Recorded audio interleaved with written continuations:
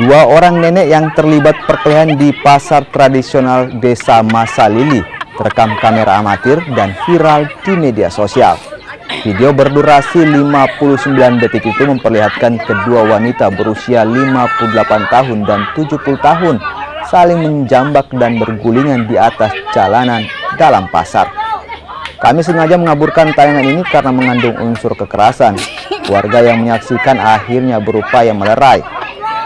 Perkelahian kedua nenek ini dipicu persoalan asmara. Polisi bilang mediasi secara kekeluargaan dilakukan dan keduanya tidak akan saling melaporkan. Yang terlibat dalam video tersebut adalah antara perempuan WI dan perempuan WP.